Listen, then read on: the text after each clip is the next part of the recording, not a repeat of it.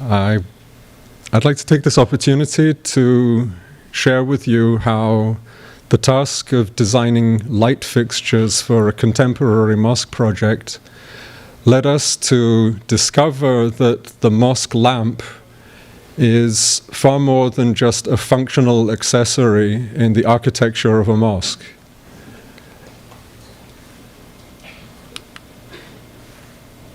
Before moving to Chicago, Nazanin, my wife, and I, we were based in Malaysia, and our work was mostly in the architectural field. And one of the projects that we were involved in there was a mosque in the north of the country. Is there any way to partially dim the lights, or is it either on or off?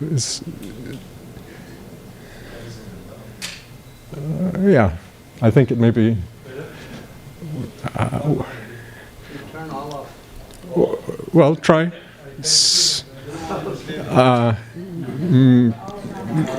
It gives you a better picture of the projected image, but then that's the main thing.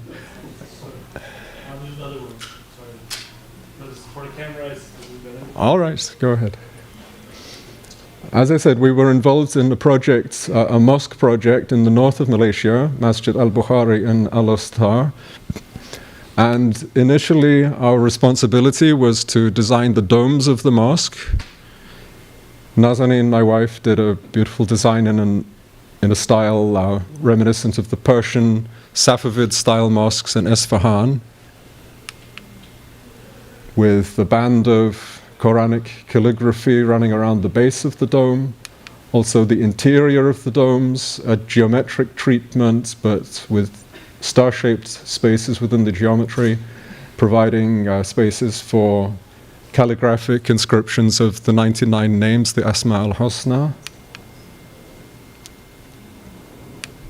Medium-sized domes also with a geometric style motif on the dome and a frieze of Quranic calligraphy running around the base of the dome, likewise small-sized domes.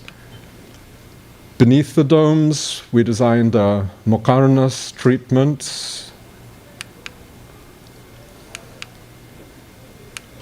And we were also asked for the same project to design and supply a mihrab, which was made with the cooperation of a group of craftsmen in Iran, craftsmen who work for the organization responsible for the preservation of the cultural heritage, the restoration of the historic monuments in Iran.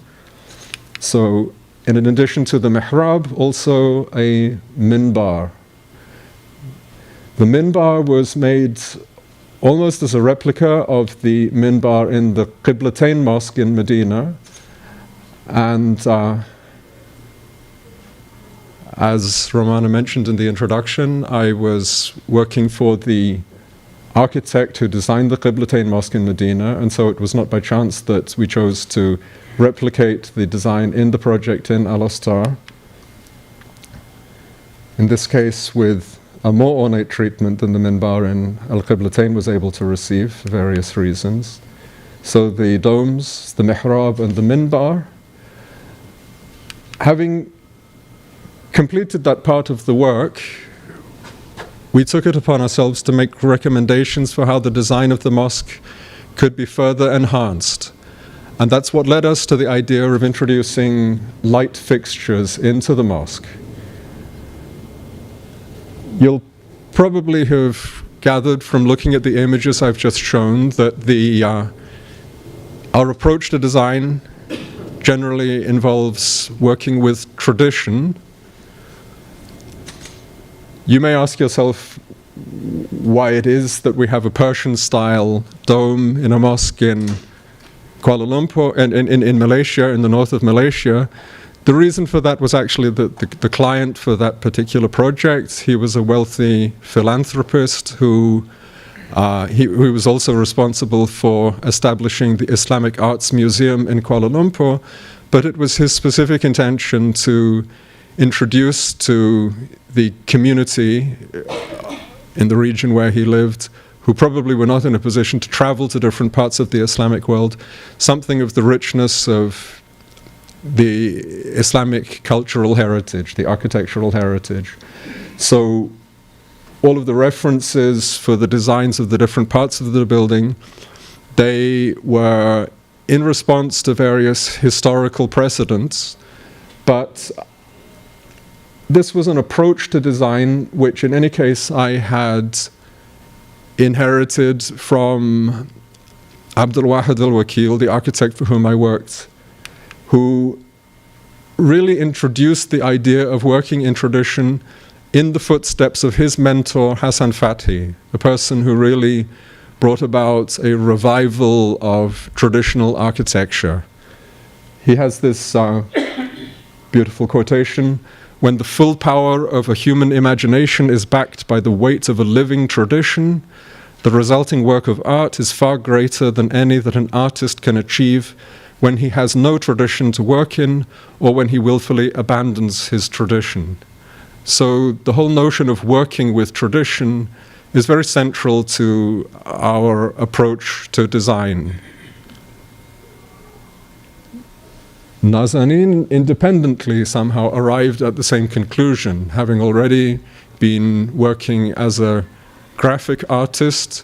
She went on to do her master's in art research, and here also it's a question of an element of historic research always being an indispensable element in the design process. In a sense, the starting point of any design is to familiarize yourself with examples from the past which can inform and inspire you in contemporary designs. So when it came to embarking on the design of light fixtures for a mosque, the first step in the design process was to undertake a research into the history of the mosque lamp. And this in itself turned out to be a remarkably rich topic and a very rewarding field of study. One discovers, looking at the history of the mosque lamp, that in fact the use of mosque lamps goes back to the time of the Prophet, and indeed has a prophetic endorsement. There is this hadith account. I'll just read the translation for those who can read Arabic. For those who can read Arabic, it's in Arabic above. Tamim ad-Dari brought from Syria to Medina lamps with oil and chains. On Thursday night, his servant Abul Barad hung the lamps in the mosque and put water, oil, and wicks in them. And on Friday, when the Prophet entered the mosque, on seeing the lamps, he addressed Tamim and said, "You have illuminated Islam. May the light of God be upon you in this world and the hereafter." So we see from day one, essentially, the use of lamps in the context of the mosque was praised and endorsed by the Prophet. Further accounts from the early Islamic period include the account of a remarkable lamp which hung above the mihrab of the companions in the great mosque of Damascus by the Umayyad Caliph al-Walid. This legendary crystal lamp, known by the name Qulayla, is described variously as a pearl that shone like a lamp, a pearl which shone with its own light even when the other lamps in the mosque were extinguished, as a precious stone, a crystal stone, or a rock crystal vase. It's evident from these accounts that the lamp itself must have been made from crystal glass. This remarkable lamp had a complex destiny. The Abbasid Caliph al-Amin, the son of Harun al-Rashid, he was a collector of rock crystal, and he had the lamp secretly transported to Baghdad. The next Abbasid Caliph al-Ma'mun subsequently returned it to the mihrab of the companions in Damascus. It disappeared again and was subsequently replaced by a glass lamp. But from the early Islamic period, we have accounts of mosque lamps which really went down in history. the accounts that we've just read, it gives a verbal description of the lamp, but it gives us little in the way of an indication of what these lamps would have looked like, the form of the lamps. Archaeologists have attempted to reconstruct early mosque lamps. Logically, due to the fragility of the material, there are few surviving glass lamps from the early period. They break very easily, but this is one example which was recovered from an 11th century shipwreck off the coast of Turkey. One very interesting piece of evidence, so to say, in giving one an impression of how the earliest mosque lamps would have looked is this remarkable Quran manuscript, on the frontispieces of which there's a double spread representing a kind of mosque architecture. And in each one of the arches, one can see a representation of a lamp hanging within the arched form. Just zooming in on a little detail, one can see a round form with a kind of neck on it, some chains supporting the lamp, and within it a container, presumably containing oil, and a flame rising within it. So one has the significant thing about this particular Quran manuscript is that it dates from the first Islamic century, so it gives one a very early graphic representation of how mosque lamps may have looked in that period. There is an example kept in the Aga Khan collection. It's not clear exactly what period this dates from, but it gives one again an idea of how the spherical globular body with this funnel-shaped neck and then points of support around the top of the body. Rock crystal lamps were not used all that commonly due to the rarity of the material. Besides this Qulayla lamp, which was in the Umayyad Mosque in Damascus, there are descriptions of rock crystal lamps in Mecca at the Zamzam Dome. But by the 9th century, mosque lamps were also being made from blown glass. And maybe also from before. It's possible that the description of the lamps brought by Tamim ad-Dari from Syria, they may also have been blown glass lamps. There are records of lighting fixtures in Christian sanctuaries dating back to the early pre-Islamic era, where clearly blown glass was also used, from sanctuaries in Jerusalem and from the Hagia Sophia Cathedral in Istanbul and in Constantinople at that time. One thing one doesn't always grasp is that these very early glass lamps were actually very small in size. These are two examples in the collection in Iran. One of them is less than 6 inches tall, and the other is just less than 2.5 inches tall. So these were actually tiny fixtures initially. But by the Mamluk period, the glass craftsmen had mastered the techniques, and they were able to produce glass lamps of a much larger size. In the Mamluk period, there are examples 15, 16, 17 inches tall. So one's talking about quite a different order of magnitude here. During the reign of Sultan Hassan, hundreds of these mosque lamps were made by the Sultan and his amirs. They became extremely popular during the reign of the Sultan Qala'un, the Mamluk Sultan Qala'un, and they became known as Qanadil Qala'uni, according to... One noteworthy detail is that the lamps produced during the Mamluk period tend to be made of a glass which is rather greyish coloured and cloudy. It has bubbles and streaks in it because Egypt did not have a supply of pure crystalline glass. And this, nevertheless, indirectly led to the development of the arts of gilding and enameling. because the glass itself lacked a certain kind of clarity, the artists were drawn to ornament the surface of the glass lamps in color with enameling and in gold. A lot of the gold hasn't actually survived from these earlier examples, but one can imagine how the voids would earlier have been filled with a gold color. So this more than compensated for the impurity of the glass.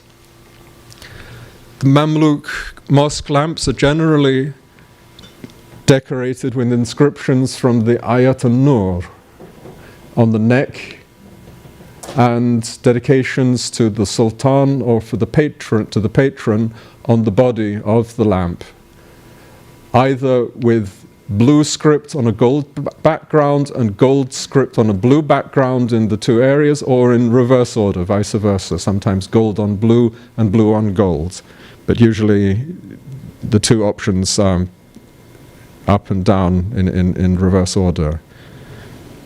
This is an example which was on display until just recently at the Sackler Gallery in Washington, D.C., in conjunction with this beautiful exhibition of Quran manuscripts. And this one, Mamluk glass lamp, again, it shows the use of the Quranic verse of light, the Ayat an-Nur, Allahu nur as-samawati wal-ard, mathalu nurihi kamishkatin fiha misbah.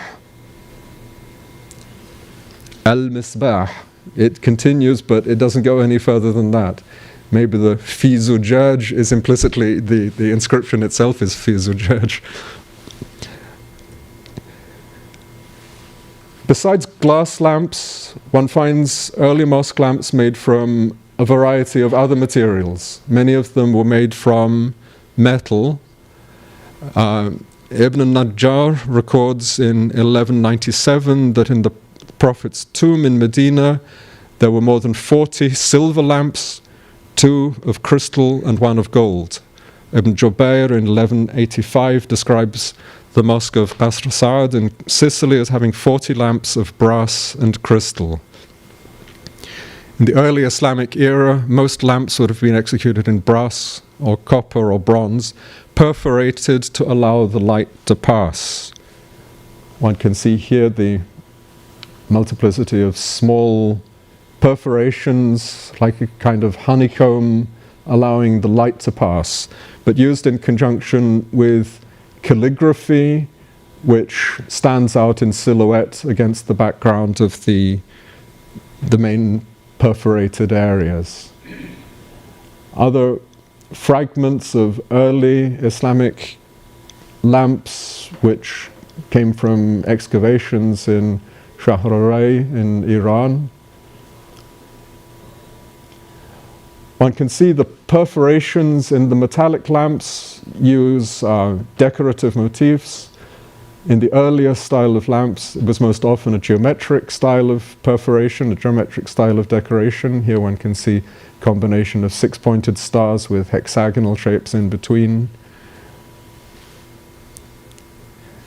More complex types of geometric motifs. This is a brass lamp which allegedly was produced for the Dome of the Rock in Jerusalem, kept in the Louvre Museum in Paris. During the Mamluk period, one encounters some remarkably fine examples of mosque lamps. Here the style of ornamentation is tending more towards the biomorphic arabesque. It tends to predominate more than the earlier lamps which had the geometric style seen in the earlier lamps, but used in combination with calligraphy also in a frieze around the middle of the body and also on the neck of the lamp. And also one sees in this particular example the support details, this kind of hook detail and a base and a dome at the top. These details are very beautifully executed during the Mamluk period. This is another example, contemporaneous, but in this case lacking its support details and the base and the upper dome. More or less at the same time, during the Mamluk period, one sees the emergence of larger, more complex types of mosque lamp. In this type, known as the thuraya, there were a number of small glass containers introduced into a tray at the base of the lamp, rather in the style of the earlier polycandlon type light fixture, which goes back much earlier, of course, and in this case in conjunction with a domed top to it. Again, more complex types of lamps. This also will have had a tray at the base with similar kinds of receptacles to contain the glass light fixtures below. But then on a much larger scale, this type of light fixture, known as a tanur, literally meaning an oven, but it's on such a large scale that it was known as a tanur. One can see representations of this type of tanur lamp. One gets a sense of the scale, larger than a person really. And small glass receptacles containing the oil and the wicks to provide light. One can imagine that when this larger type of light fixture started to become used, it started to take precedence over the lamps in the form that we saw earlier, which would have contained a single wick. And maybe it's for that reason, here we see other styles of this kind of polycandlon type of light fixture containing a multiplicity of glass containers on the same kind of thing arranged on tiers one above another here. But what one quite surprisingly, really quite remarkably, starts to encounter is that the mosque lamp form that we saw in the earlier lamps, it continues to be used really up until the latest periods of Islamic history. The same characteristic type of mosque lamp form with the globular base and the funnel-shaped neck continued to be used, but there was this really remarkable phenomenon, and I'll read this quotation from David Rice. He was an art historian at School of Oriental and African Studies in London. The earliest Islamic metal lamps were decorated with pierced overall patterns. In the 13th century, a marked reduction of the pierced surfaces took place. Finally, after the middle of the 14th century, there appeared specimens without any perforation whatever. Metal lamps of the 13th and 14th centuries were fashioned out of thicker sheets of metal. The pierced areas were drastically reduced or completely eliminated. One can see here an example from the 13th century. It's a very beautiful example of craftsmanship involving this so-called repoussé work, where the surface of the copper is actually raised in three-dimensional relief with all of these biomorphic Islimi decorations covering the surface, but one can see remarkably little perforation in the surface of the body. And indeed, there were examples which were entirely lacking perforation, these two examples dating from the Ottoman period. And when one thinks about it, these fixtures really could not have served functionally as lamps emitting any usable amount of light. The light, if there was a wick inside these lamps, it would have cast light solely in an upwards direction, and particularly in the Ottoman period, the architecture was renowned for having extremely tall spaces with domes, a great height above where the lamps would have been suspended. So normally if this type of thing were hung in a space with a low ceiling, one might expect a certain amount of light to be reflected back from the ceiling, but where the ceilings were so high, it's very hard to imagine how a fixture like this can have produced a usable amount of light at all. Again, in the Ottoman period, one finds a remarkable transition. In the Mamluk period, mosque lamps were made predominantly from glass, but suddenly in the Ottoman period, mosque lamps were made almost exclusively from ceramics. And in the same way as we saw in the previous examples, which were metallic but without any perforation, these light fixtures, so-called, they would have been entirely opaque and could not have transmitted any light through the wall of the body of the lamp. Nevertheless, they were great works of art. One can see from the early 16th century onwards. Some of the most famous were made for the Museum of Sultan Bayazid, the so-called blue and white lamps. Highly ornate treatment on the surface of the lamp. What one starts to see, interestingly enough, over the course of the 16th century, a progression from the form of the lamp in the early 16th century. It still retains the roughly spherical, globular shaped body with the projecting funnel-shaped neck.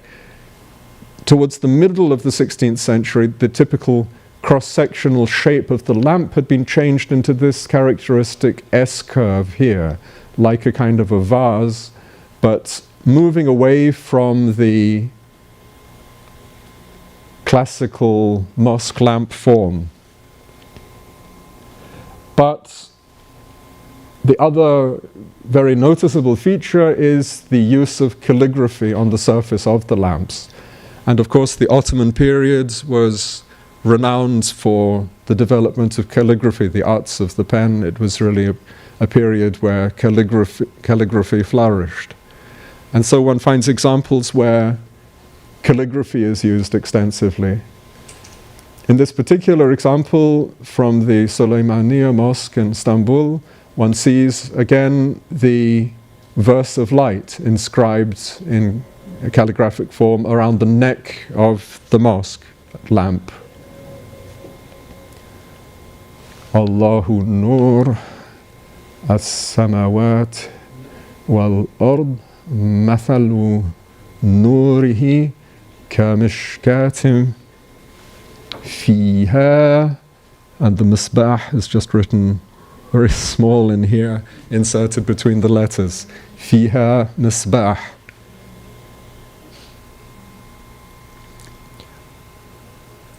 What one understands from this is that there is a progression in the development of the mosque lamp which tends more and more away from this type of object being designed as a practical light fixture, more towards it being an object with a symbolic presence and significantly carrying the inscription of the Quranic verse of light. One of the things which struck us most when we started researching the whole history of the mosque lamp, when one starts to read in books about various examples of mosque lamps, I would say the overwhelming majority of examples that you read, the author makes reference to the verse of light in the Quran. You can almost, you can hardly fail to open a book citing the example of a particular mosque lamp, and the author will make mention of the verse of light in the Quran. And of course there is a very good reason for that. The verse of light in the Quran is a unique example where one is given the symbol of a niche within which is a lamp. This is a symbol of God's light.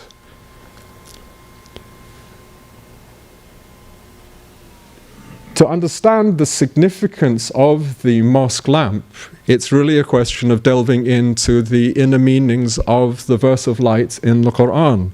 Because if these objects are primarily designed as reminders pointing to the verse of light in the Quran, it presupposes that one is familiar with the verse of light. If it's going to do any good or be reminded of it, one has to have a basic familiarity for it to serve any use. So, if you'll allow me, I'll just explore a little bit some of the depths of meaning of the Ayat an-Nur in the Quran. It begins with the phrase, God is the light of the heavens and the earth. I've put together a kind of a graphic representation. Of course, in the Quran, the description is given purely in words, but I personally find it helps to have a kind of a visual representation of things to enable one to get a kind of picture in one's mind, to see what those words, what image those words will conjure up. So it follows on, God is the light of the heavens and the earth. The symbol of his light is as a niche, a mishkah, wherein is a lighted wick. The word misbah in the Quran, it's very often translated as lamp, but it's specifically the element which produces light, the luminary. It's somehow incorrect to translate it as a lamp, because that could conjure up a different image. But within the mishkah is a misbah, a lighted wick. The wick is in a glass, and this glass is, as it were, a radiant star, kindled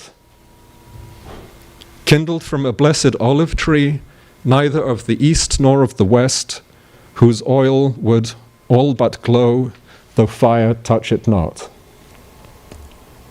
Light upon light, God guideth to his light whom he will, and God citeth symbols for men, and God is the knower of all things.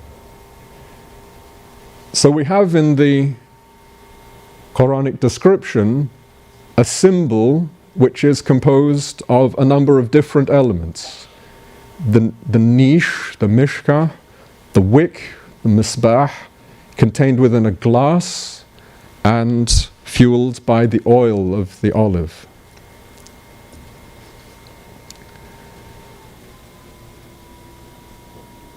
The Quran tells us that besides verses with clear dogmatic meanings, ayat muhkamat, it contains verses which have an allegorical meaning, ayat mutashabihat. Particularly in the allegorical verses, the imagery is initially seen to relate to the outer world, but the interpretation of the verses reveals meanings relating to the inner or microcosmic plane. In the Quranic verse of light, the word mathal is used.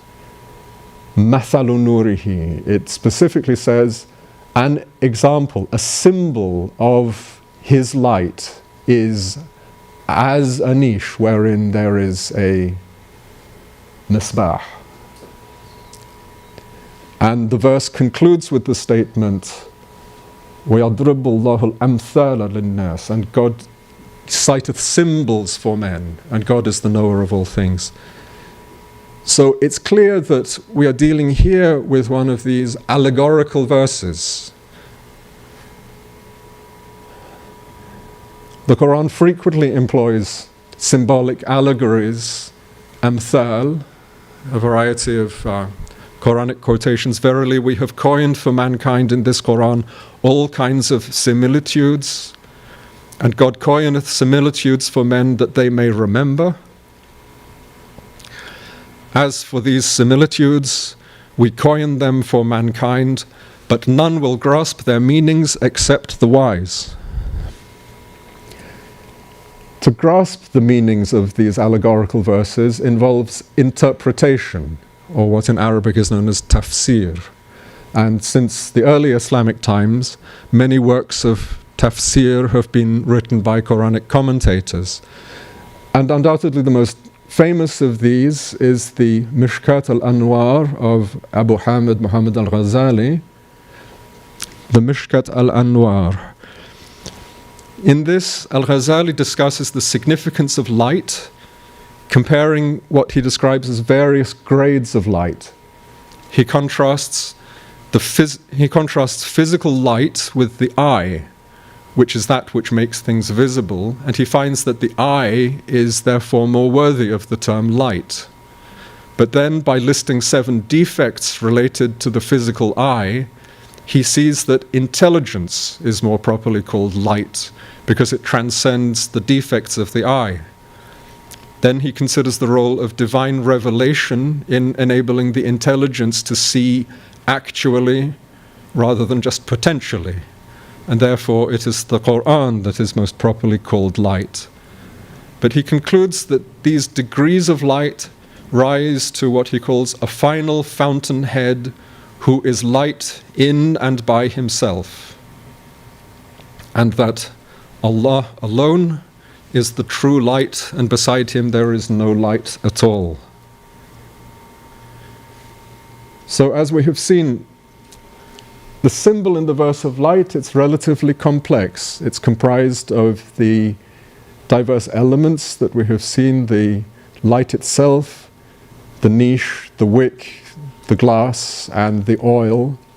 Al-Ghazali gives an explanation, gives an interpretation of the meaning of these elements, the niche, the lamp, the glass, the tree, and the oil, and demonstrates their relationship to the 5 faculties of the human soul, what he describes as the sensory spirit, the imaginative spirit, the intelligential spirit, the discursive spirit, and the transcendental prophetic spirit.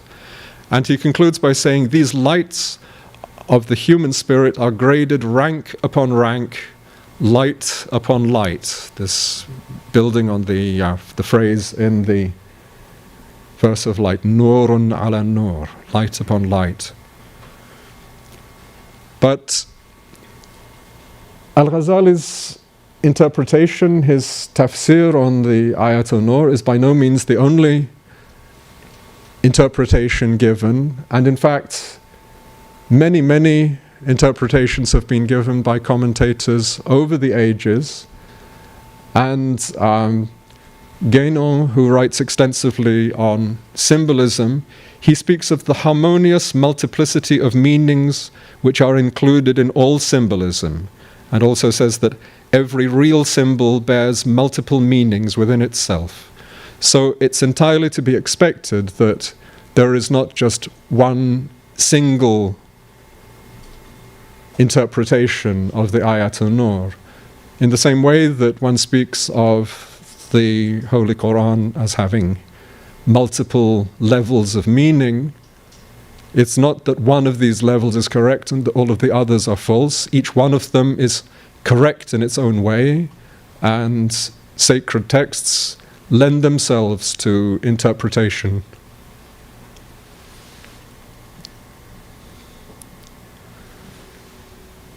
It's interesting to dwell on the significance of light itself. Within the Islamic context, An-Nur is one of the 99 divine names in the Quran, one of the Asma al-Husna, the beautiful names. And there is this beautiful account from of the Mi'raj of the Prophet, when he rose through the 7 heavens. When the Prophet was asked if he had seen God when he journeyed to him in his ascent, he replied, "He is a light. He is a light, how could I see him?" So we have this description of God as perceived as in the form of light. Needless to say, representations like this in illuminated manuscripts, an artist is challenged to present such realities in graphic terms, but it can again help to give a picture to the words that are given here. He is a light, how could I see him? The verse of light tells us that God is the light of the heavens and the earth. We have here a clear description of God in heaven as light, but the question is, how does this light actually enter the terrestrial plane? How is God the light of the earth? Light features prominently in the biblical account of creation. In the beginning, God created the heaven and the earth, and the earth was without form and void, and darkness was upon the face of the deep, and the Spirit of God moved upon the face of the waters, and God said, "Let there be light." And there was light, and God saw the light, that it was good, and God divided the light from the darkness.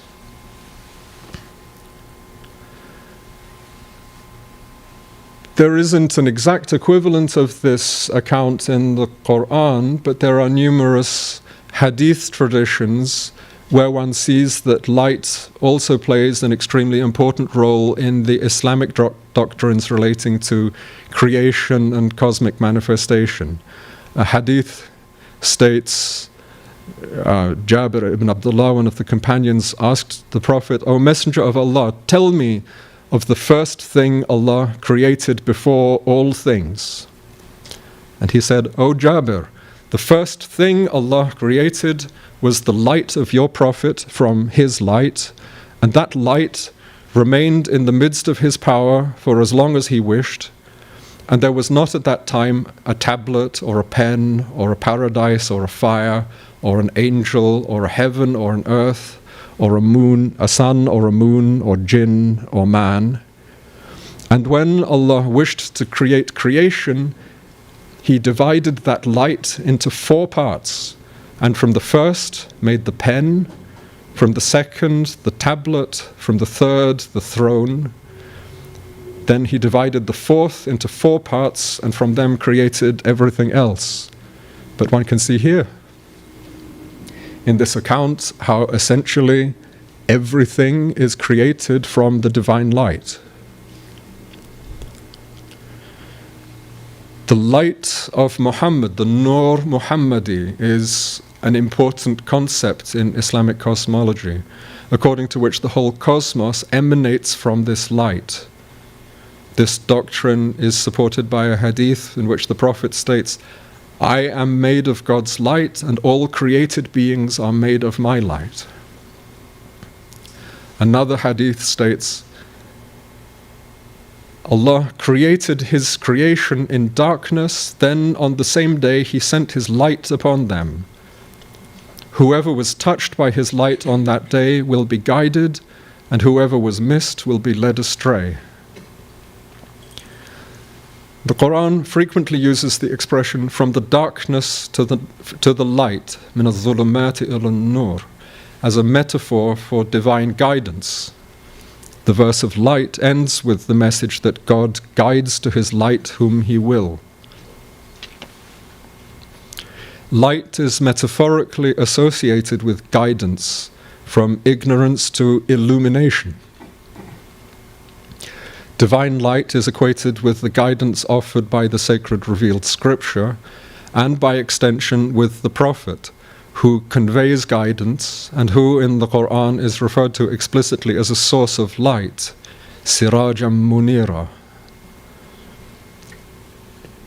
In the image at the bottom of the screen here, one can see an extract from a manuscript of the Dala'il al-Khayrat, in which the Prophet Muhammad is referred to by a variety of noble names: Nur, Siraj, Misbah, and then Huda.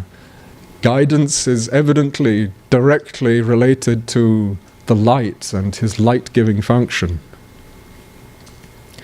And numerous accounts of the Prophet associate apparitions of light with his person. Hadith states that wherever he went in darkness, he had light shining around him like the moonlight. And similarly, in representations in illuminated manuscripts, one often finds the person of the Prophet surrounded by an aura of light.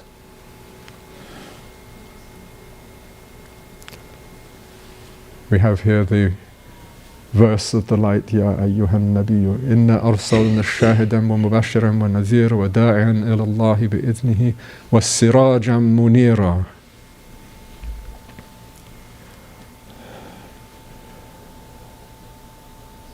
On a more individual level, the question of how the divine life, the divine light makes itself manifest in the world. One possible interpretation of the verse of light, the Ayat an-Nur, is the following. The niche is understood to be a metaphor for the body. The flame or the spark of life within it is the spirit. The spirit is that which gives us life. Light is that which makes things manifest, but what actually makes us manifest is that spark of life which God has breathed into every living thing. It is that which actually makes one manifest. In fact, the Ishraqi school of Islamic philosophy equates light with being. Without that spark of life, none of us would be at all. So it is that divine spark within all of us which has caused us to be manifest. So within the niche representing the body is contained the flame of the spirit, which resides in the heart, the seat of our innermost consciousness. And the heart is represented by the glass, which is radiant like a star. The element that feeds the flame of the spirit is the soul, represented by the oil. It's somehow the function of the soul to keep the flame of the spirit alive. The spirit is evidently luminous, but the soul is also luminous when purified, and even before it's ignited by the flame of the spirit. I'd like to say a few points about this element, the mishka. In all of the ways in which we have translated this word until now, mishka has been taken to mean a niche, but it's mathalu nurihi kamishkatin fiha misbah. The symbol of his light is a mishka wherein there is a misbah. What is interesting to note is that there are many different interpretations about the original meaning of the word mishka, and there's a great debate amongst linguists going back many centuries, and a particular reading of the meaning of the word mishka is actually the perforated body surrounding the lamp. And particularly in the Persian world, mishkat is the name to this day still used to designate this type of perforated metallic light fixture. If one talks about a mishkat, people will automatically understand you to be referring to just such a feature. And evidently such a feature can also contain a glass with holding oil and a wick burning within here, and it doesn't essentially alter the symbolism of what we've been discussing until now, that the mishka can be taken to refer to something of this kind. In fact, a number of the Quran commentaries on the Ayat an-Nur from authorities in the Persian world, Sheikh Mahmoud Shabistari and Safi Ali Shah, in their discussion of the meaning of the verse of light, when they talk about the mishka, for example, they talk about the way in which the light shines through the perforations. And clearly this is not a reference to the kind of niche that we have been talking about until now. For them, the mishka represents this type of perforated lamp body. But be that as it may, for the majority of commentaries, people take the mishka to refer to this kind of a niche. When we talk of a niche, this is generally the kind of image that this conjures up, a recess in a wall surface. It's interesting how before there were temples, religious rites took place in caves, and many authors comment on the significance of this. The first revelation of the Quran came to the Prophet in a cave on the Jabal an-Nur. The name of the mountain is in itself significant, the mountain of light, the Jabal an-Nur. And symbolically, the niche is the equivalent of the cave. This is evident in the case of the Islamic revelation, but one finds striking similarities in many other traditions. It's said that Moses, in the Bible, it's written that Moses waited in a cave at the summit of Mount Sinai before he received the Ten Commandments. This is actually a depiction of the prophet Elijah, who returned to the same cave at the summit of Mount Horeb. There are also certain Christian traditions describing the nativity of Jesus in a cave. In fact, the Church of the Nativity in Bethlehem is built over a cave. The book of the Apocalypse was revealed to St. John in a cave on the island of Patmos. The tale of the seven sleepers is recounted in both Christian traditions and in the Quran, giving the Surat al-Kahf its name. And the cave, one can say, is analogous to the womb of Mother Earth. It's universally associated with birth and regeneration. Titus Burckhardt writes, "The sacred niche derives from a worldwide symbolism, and this symbolism is implicitly confirmed by the Quran. The niche is a consistent image of the cave of the world, the place of appearance of the divinity, the mazhar, whether it be a case of the outward world as a whole or the inner world, the sacred cave of the heart." All Oriental traditions recognize the significance of this. Where Burckhardt here talks about the equivalence of the sacred cave of the heart, one can likewise imagine on a personal level that the cave is the place where revelation took place. The divine spirit manifested itself in terms of the sacred scriptures and in other forms. But on a personal level, where we individually seek for inspiration, we spontaneously retreat into an inner space. We can close our eyes, and if we are seeking inspiration, we shut ourselves off from the outside world and retreat, symbolically one can say, into a space equivalent to the cave that we have seen described here. And if one is lucky, one is blessed with inspiration. But this is Burckhardt continues, to establish the symbolism of the mihrab in its Islamic perspective, it must be related to its Quranic context. The word literally means refuge. The Quran in particular uses this word to describe a secret place in the temple at Jerusalem where the Holy Virgin entered into a spiritual retreat and was nourished by angels. The inscriptions around the arch of the mihrab are frequently such as to recall the Quranic story in question. Very commonly in mihrabs, particularly in the Turkish world, but elsewhere, one finds an inscription taken from the so-called verse of the mihrab in the Quran, كُلَّمَا دَخَلَ عَلَيْهَا زَكَرِيَّا الْمِحْرَابِ. Every time Zacharias entered in unto her in the mihrab, it continues, he found her with sustenance, with divine sustenance.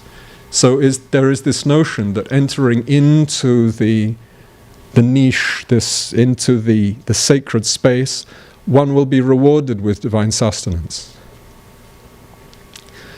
Again, the Burckhardt's, the quotation continues, the form of the mihrab, discounting its name, calls to mind another passage from the Quran, the verse of light, where the divine presence in the world or in the heart of man is compared to a light from a lamp placed in a niche. The analogy between the mihrab and the mishkah is clear. It is emphasized, moreover, by hanging a lamp before the prayer niche. There are two distinct words used in the Quran. The word in the verse of light is the mishkah, and the mihrab it's not the same word that's used, but there are evident parallels that essentially one is talking about one and the same thing. And this is further borne out by the fact that the two verses in the Quran in question, the verse of the mihrab and the verse of the light, both of them culminates in the same message that God provides to whom He will sustenance beyond all reckoning.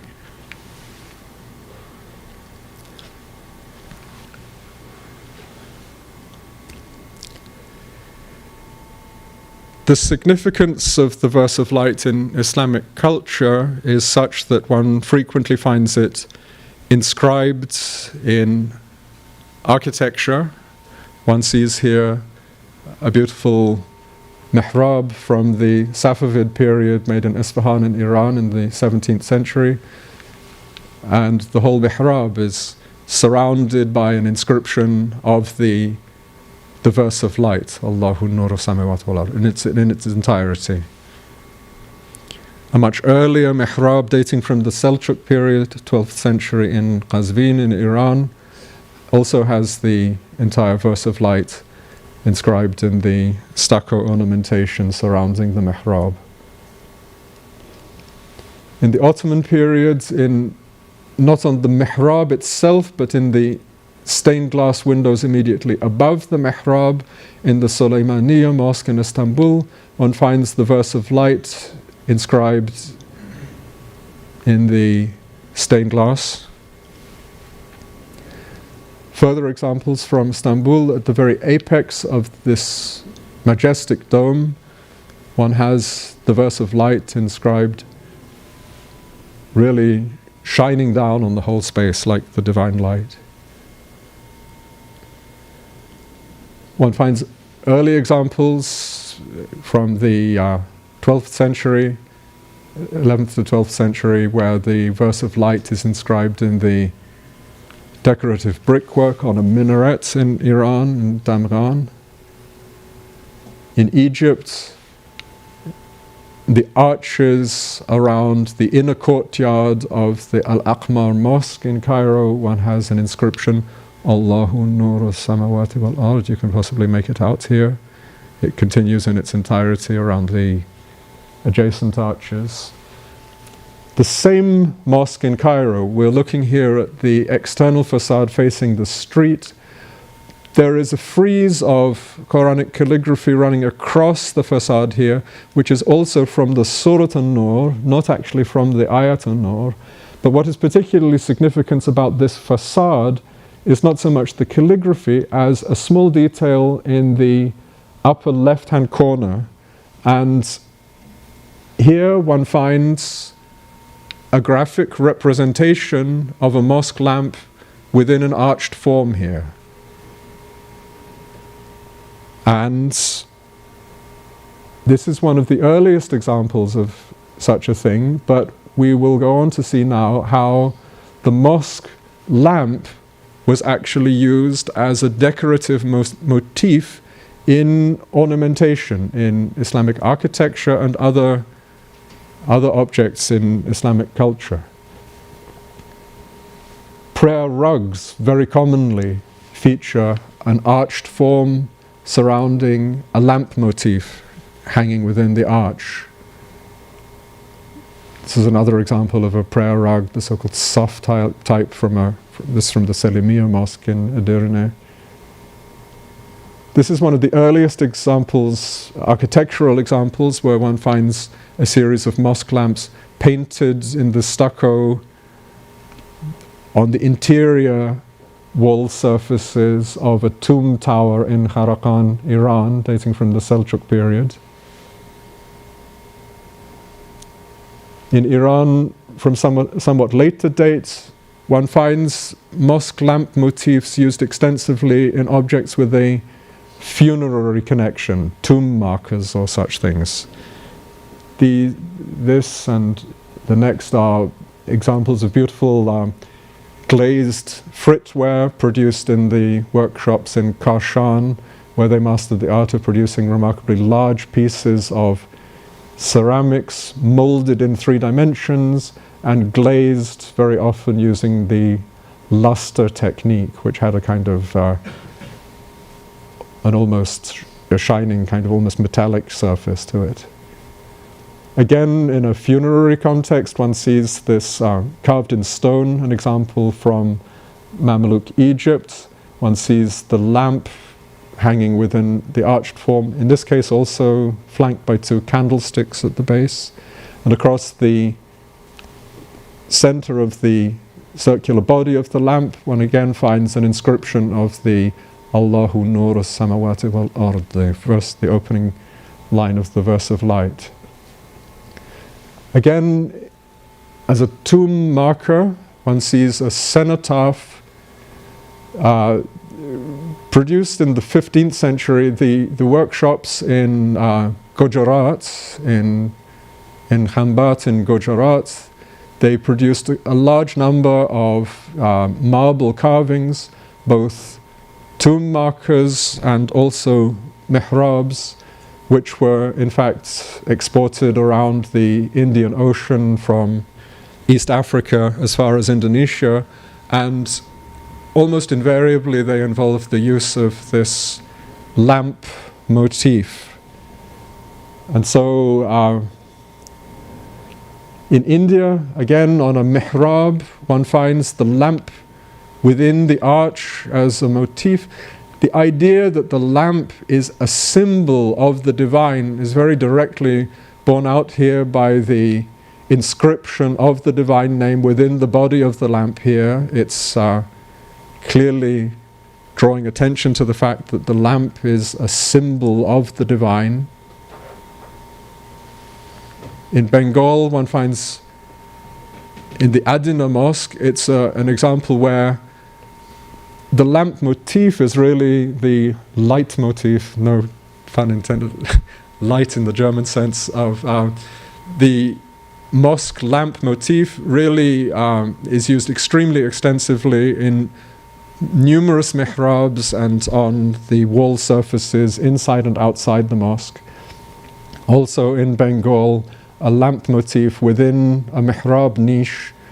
In Turkey, a lamp motif within this beautiful ceramic treatment on a mihrab niche in the Yeşil Türbe in Bursa. Damascus, again in ceramics, a lamp motif within an arched form in the mosque which contains the sandals of the Prophet.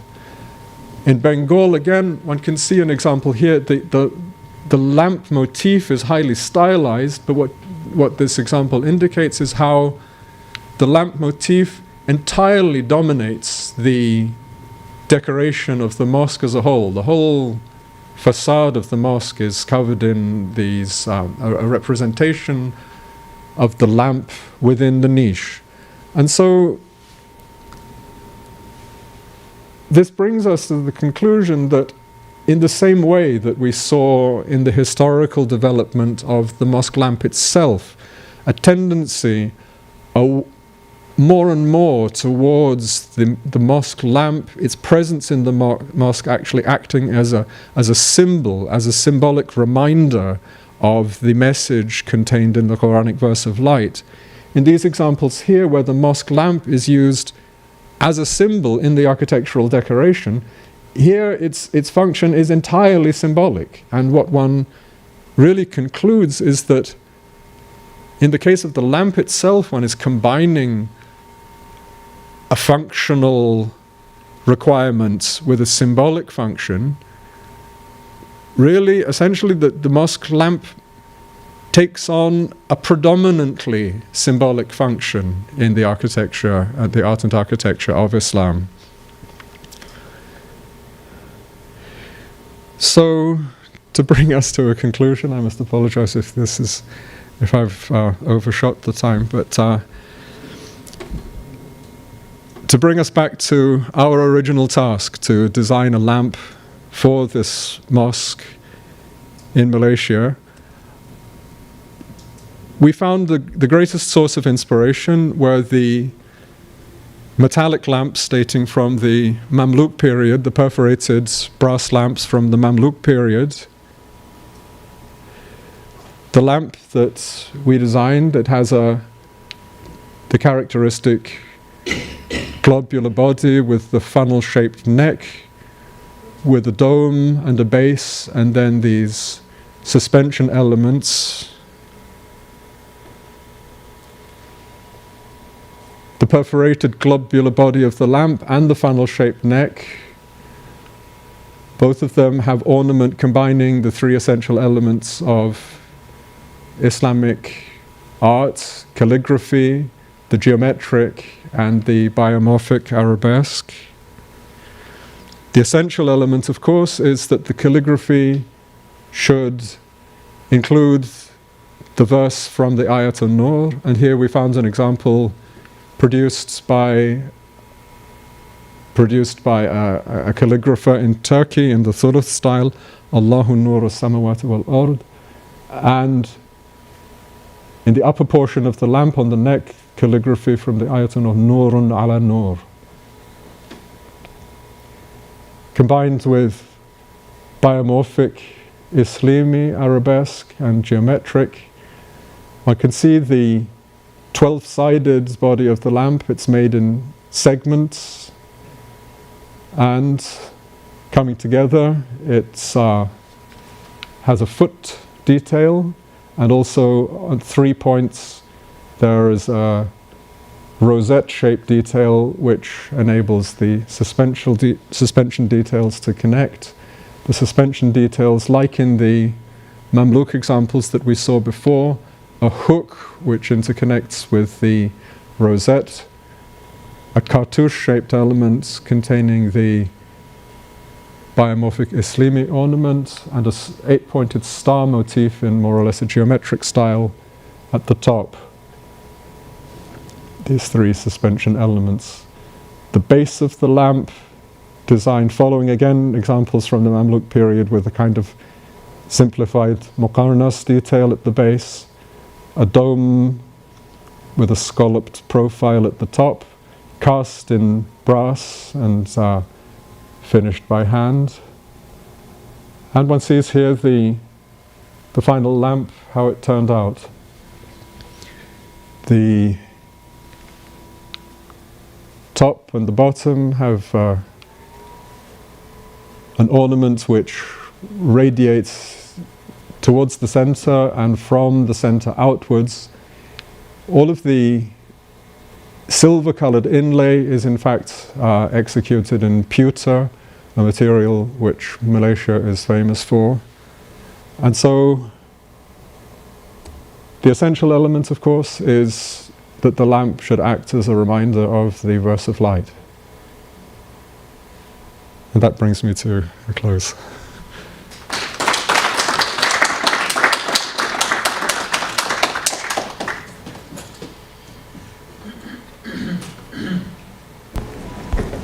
Thank you very much for the full talk. If anyone has any questions. Thank you.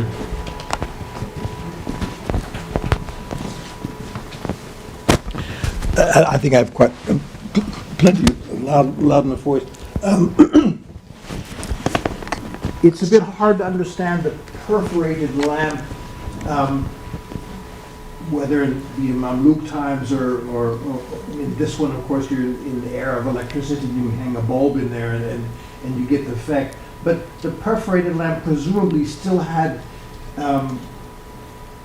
a glass bowl in it. I mean, you still need a container for the water, because it's not just pure oil, and then the layer of oil on top with the floating wick, right? Exactly, that's right. So there would have been a glass container, particularly in the case of the metallic lamps with a perforated body. Of course, they could not have contained oil or water, right. and but that's entirely in keeping with the imagery in the verse of light, that if one takes the mishkat to be referring to the perforated metallic outer body, within it, it's contained the wick within a glass, holding the oil from which it's kindled.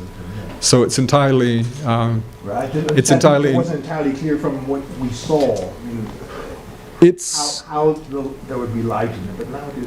yes. One thing I was unable to see from reference to surviving examples, which one can find in museums and various other places, is to see one of these traditional lamps complete with all of its functional accessories. I've never actually found the accompanying glass receptacle that inevitably must have gone together with a perforated lamp body like this.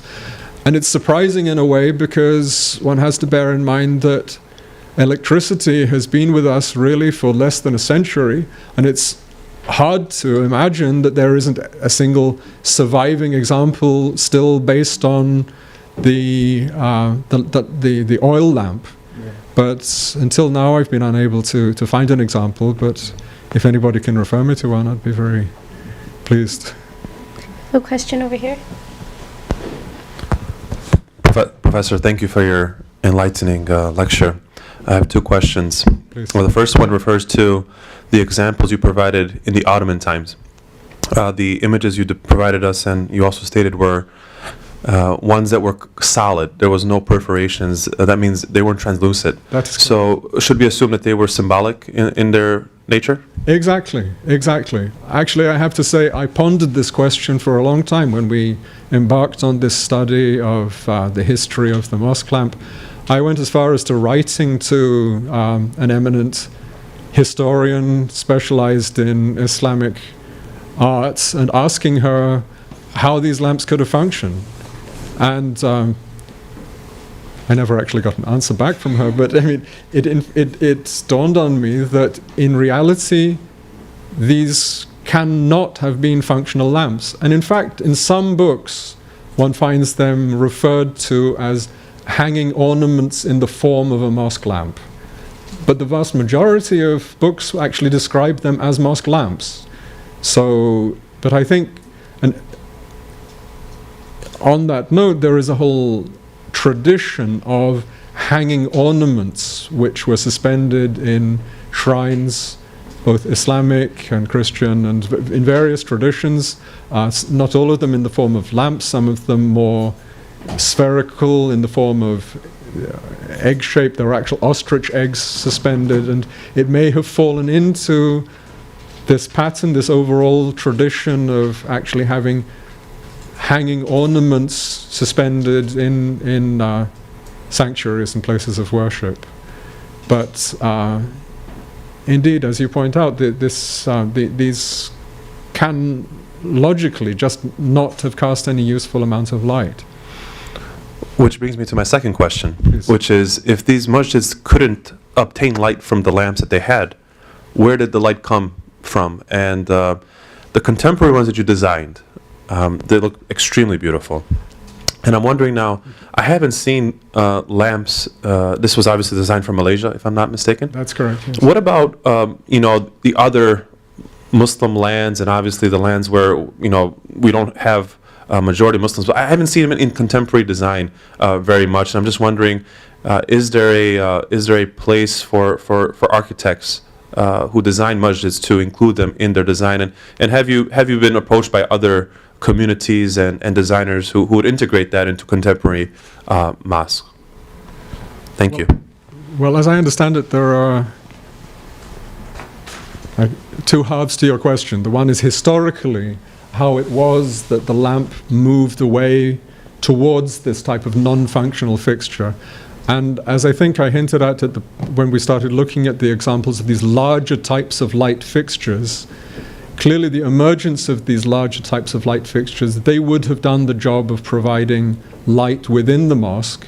But the interesting thing is the qandil, that's the name of this type of lamp with the globe, the spherical shaped body and the neck. It's generally referred to as a qandil. It's not actually a word which is encountered in the Quran, but the this early hadith account of Tamim ad-Dari bringing the lamps from Syria to Medina. It uses actually the term qandil, so this term actually does go back to the early Islamic era, to the time of the Prophet. But the qandil type form remained in use until the latest period, until the Ottoman period. But I presume that it tended more and more in the direction of being used in its symbolic function due to the fact that the actual job of providing light in the mosque was taken care of by these larger types of light fixtures.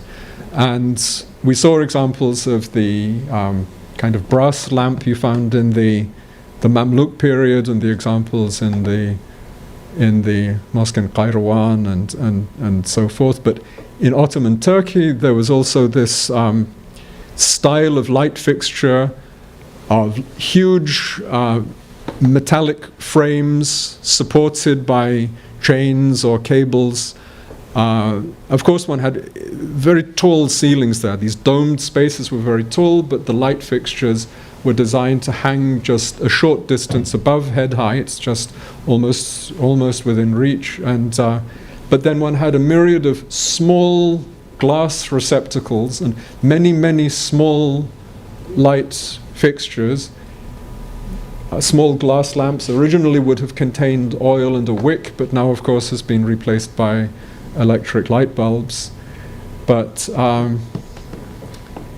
historically, I think that's answering the first part of your question, how it is that the qandil would have been then superseded by other types of light fixture, but never actually driven out of use, because it remained in use, but I think its use continued by virtue of its symbolic significance. And I think one identifies the form described in the Ayat an-Nur as really corresponding to the qandil type. It's clearly not a more complex type of lamp that's described with a single wick. The question about what is now the norm in contemporary mosques, one generally finds in larger mosques in Arabia, if one goes to Mecca or Medina, there are usually more complex types of light fixture, which are more of this kind of polycandlon type, a brass framework suspending a large number of small lights. Not many of them make an attempt to follow traditional forms.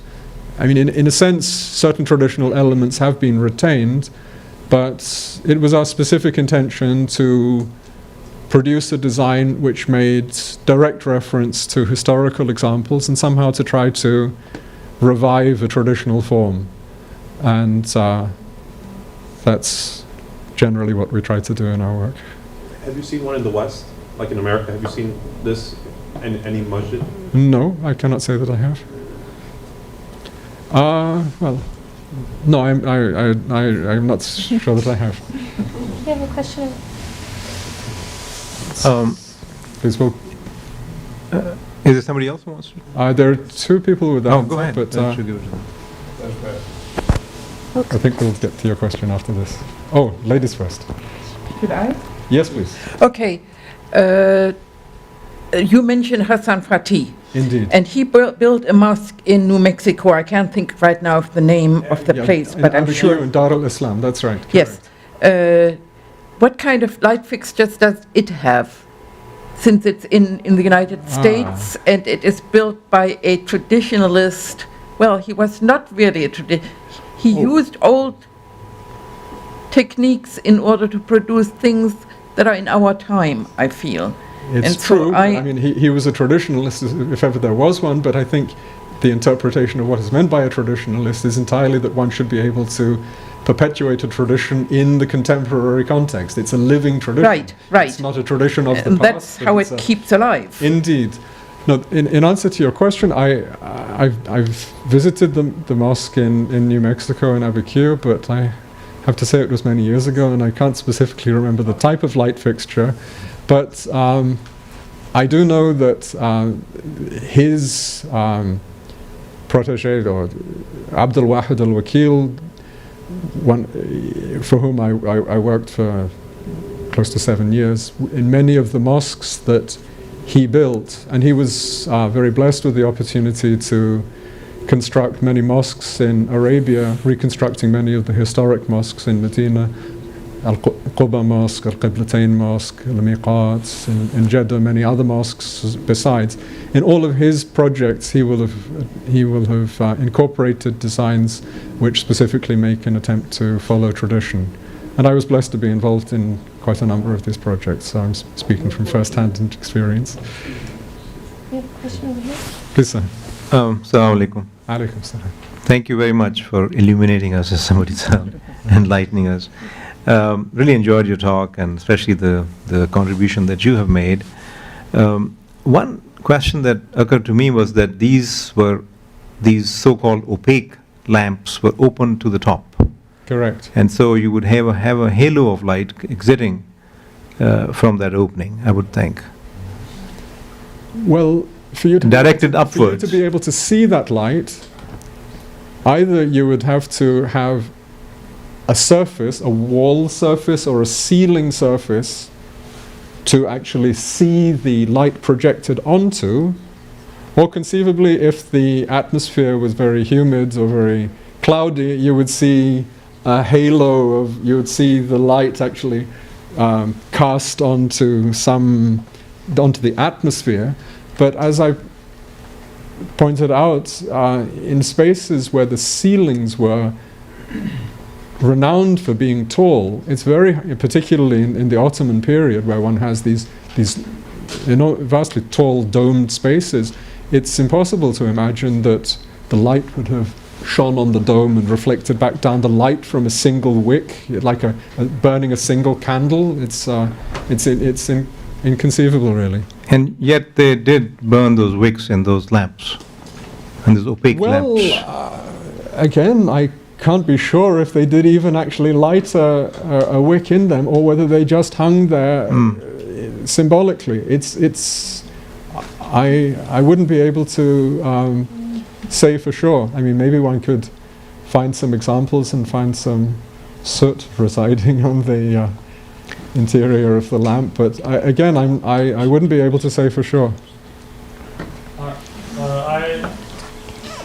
I heard from history, I read history sources that the architect Sinan, who built the Suleimanian Mosque, Yes. he built the mosque in a way that when the candles, the candles burned, the dark smoke would rise so that it would come to one point and then it would collect there, so that the walls would not hit the stain and it wouldn't go dark. Mm-hmm. So they used those candles, but he built the structure in a way that doesn't affect the calligraphy on the walls.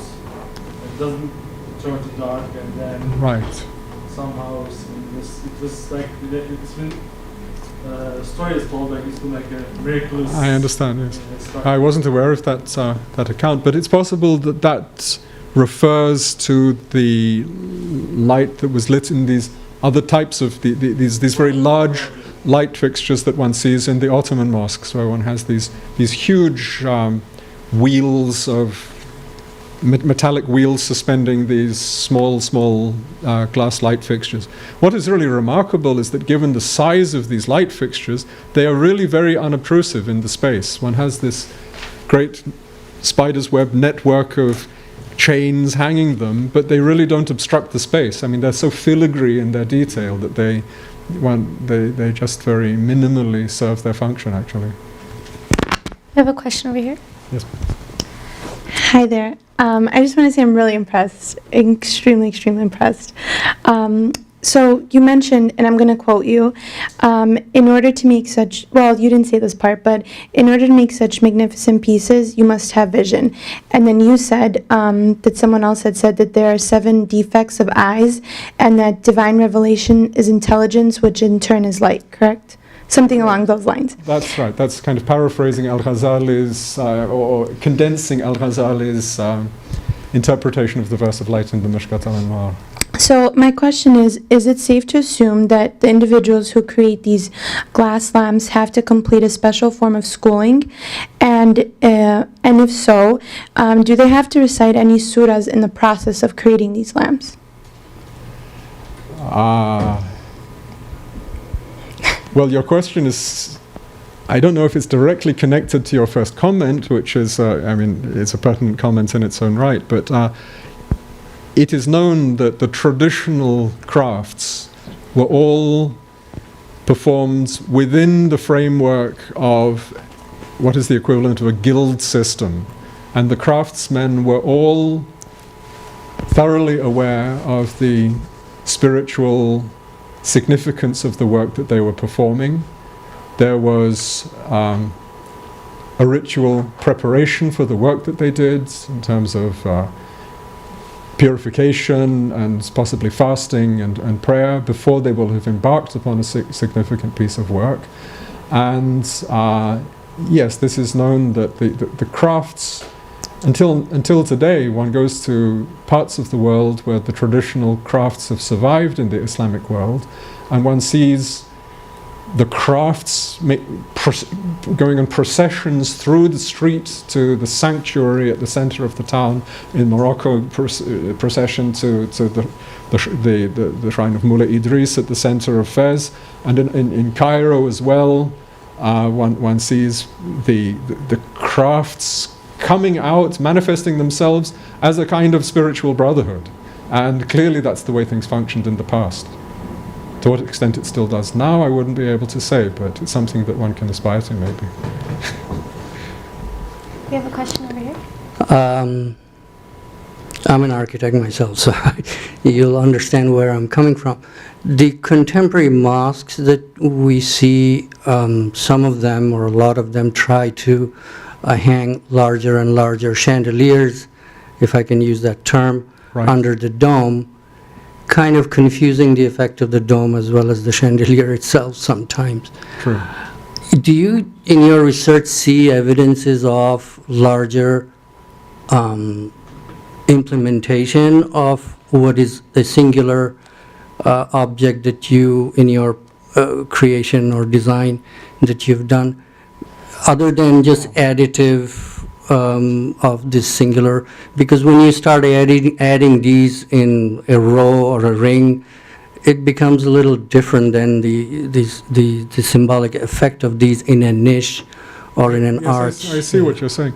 I think undeniably one can see that historically somehow architects and engineers have been driven by a desire to create larger spaces and larger devices in terms of building a dome with a clear span. It's a kind of a challenge that architects have been motivated by, and one can clearly see the same thing in the development of more complex types of lamps.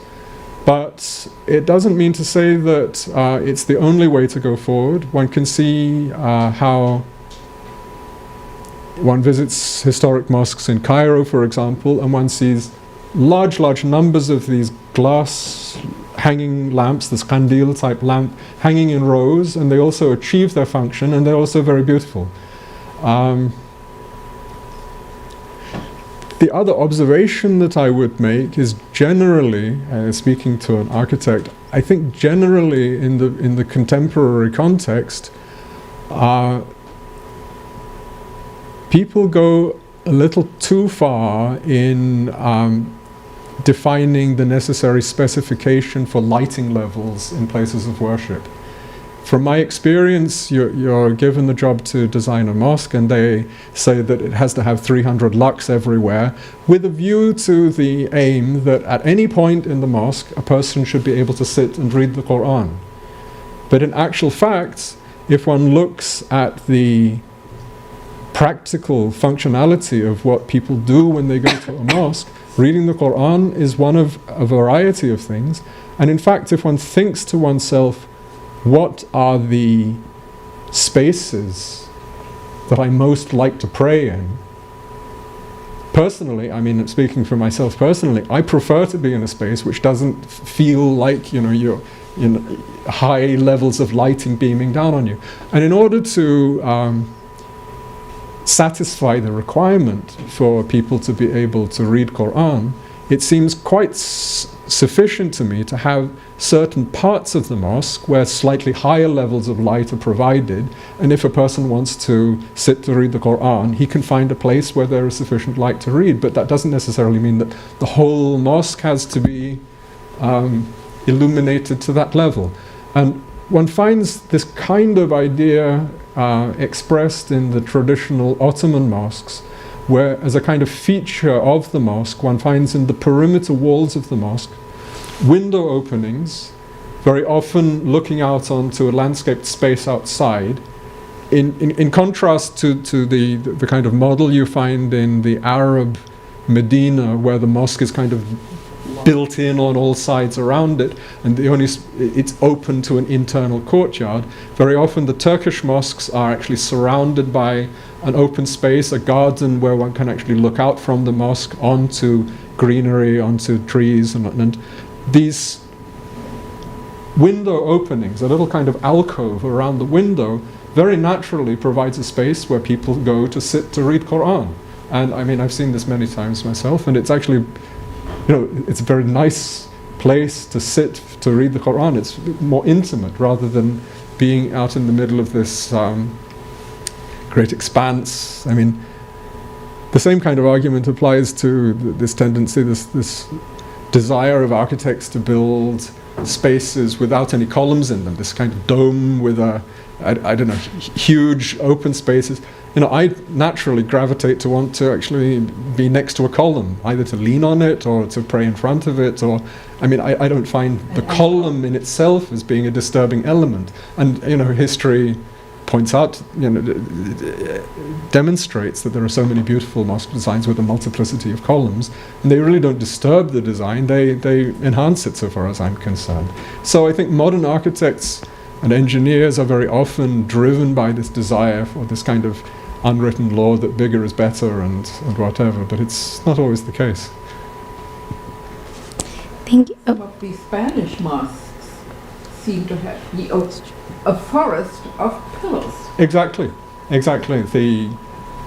In all of the early Islamic centuries, the hypostyle hall was the model for the type of mosque where one has a multiplicity of columns supporting arches, supporting a different type of roof structure. But, to have, it's almost as if the columns themselves are echoing the rows of the congregation standing in prayer. Why not? Well, we are about out of time, but we do have one question here. Sorry, you mentioned briefly that lights were like kind of symbolic of tombs and everything. Can you go deeper into that? Well, it's also it's a good question, thank you, yes.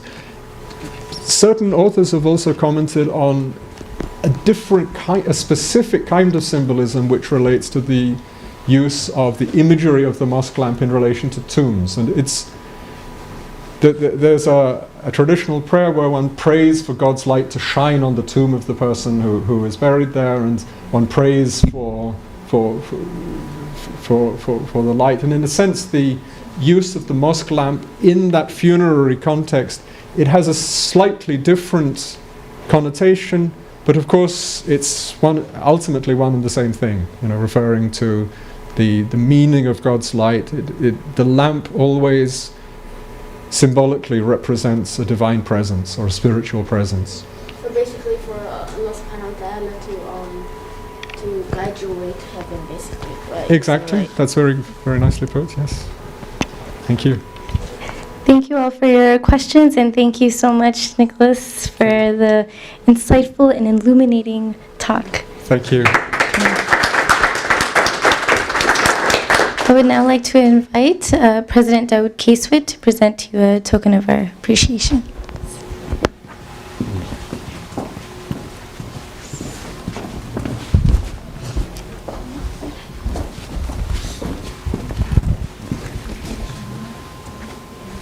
Thank you very much.